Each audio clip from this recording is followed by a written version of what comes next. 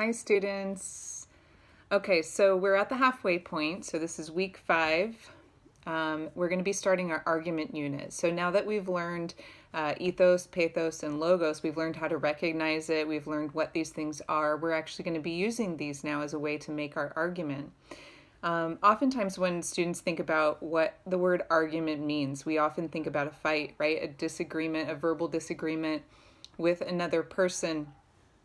Often, it's a divergent, heated exchange of views, that sort of thing. This is a little bit different. So, rhetorically, when we think about argument, we think about a reason or set of reasons used to persuade somebody. So, how can we get them to agree with us? How can we get them on our side? So, we don't want to do this in an angry way because that'll just piss them off and they'll walk away, right? They won't want to listen to us.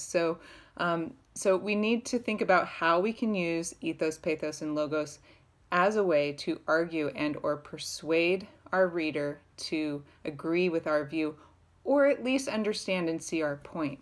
So the way that we're going to do this is with a Tolman thesis. So you may or may not have used these before. Most often students haven't heard of this. And it's really just a more extensive way to kind of view our thesis, to kind of lay out that map for our readers. So you start with a claim, which is what we all know how to do anyways. The claim is just what we are doing, what we are arguing in this case.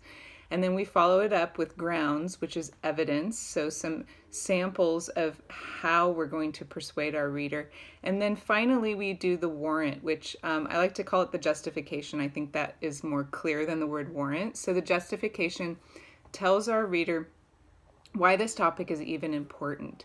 So the way that we're going to be doing this, we're going to have some textbook readings, but we're also going to have some fiction that we're going to read. It's going to be these little dystopic short stories. And I love dystopias because they usually pull from actual things that are going on in the world. So, I mean, we're living a dystopia right now with the whole pandemic, and we see these in stories and how things can go wrong. So we're going to use these stories not as source material for our essay, but as a way to discover our topics. So when you read through the prompt, you'll see that I don't have specific topics that are written in there because we are going to create these as a class after we've read these dystopias. And they're just short stories, so they're really quick reads, so don't feel intimidated by that. There's 3 of them. And we'll have a discussion board where we present our ideas, like what do we see in these stories that are actual issues and topics that we see in our daily life. So I really like this unit. I think it's super fun because the readings are unique and we're able to connect these kind of crazy stories to what's really going on in the world. So enjoy the argument unit, and I'll see you again in 2 weeks for our final unit.